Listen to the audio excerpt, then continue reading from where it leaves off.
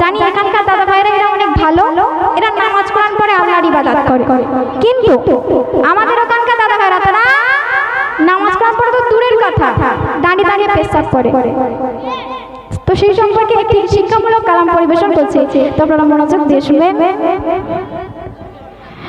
যে ছেলেটা পেশাব করে কোনো নেবে না, শুনবেন তো? এখন আমি গাইবো, ওরা বড় তুই এক মাস্টার থেকে নাম তারপর তো হবে, তাই তো? যে ছেলেটা পেশাব করে কোনো নেবে না, যে ছেলেটা পেশাব করে কোনো নেবে না, আল্লাহ বলে জান্নাতে তার জায়গা হবে না, আল্লাহ বলে জান্নাতে তার জায়গা হবে না। মোর নবীজির নাম শুনে যে দরুদ পড়বে না, মোর নবীজির নাম শুনে যে দরুদ পড়বে না, কাল হাসরে আমার নবী সাফায়াত পাবে না, কাল হাসরে আমার নবী সাফায়াত পাবে না। যে ছেলেটা পেশাব করে কোনো নেবে না, যে ছেলেটা পেশাব করে কোনো নেবে না, আল্লাহ বলে জান্নাতে তার জায়গা হবে না, আল্লাহ বলে জান্নাতে তার জায়গা হবে না। এবার মা বোনদের সম্পর্কে অতি মূল্যবান কথাই কবি লিখছেন। আজান হলে যে মেয়েরা দেয় না মাথায় কাপড়, বাবা যেই বলেছে অমনি মাথার কাপড় টানা শুরু হয়ে গেছে। তো যাই হোক, আজান হলে যে মেয়েরা দেয় না মাথায় কাপড়, আর বিয়ের পরে দেখবে অনেকের স্বামী গাঁজাখোর। এইবার হয়তো মনে মনে খুব গালাগালি দিচ্ছে না, এখানকার মা বোনেরা জানি অনেক ভালো, সেই সন্ধ্যা থেকে দেখছি মাথায় কাপড় দিয়ে আছে। তো আমাদের ওখানকার কথা বলছে কবি চন্দ্রের মাধ্যমে লিখছিস না। আজান হলে যে মেয়েরা দেয় না মাথায় কাপড়, আর বিয়ের পরে দেখবে অনেকের স্বামী গাঁজাখোর, আর বিয়ের পরে দেখবে অনেকের স্বামী গাঁজাখোর।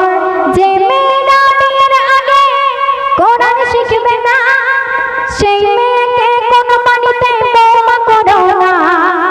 যে মেয়েরা সারাদিন কানে হতে ফোন ছাড়ে না, যে মেয়েরা সারাদিন কানে হতে ফোন ছাড়ে না, কি হবে?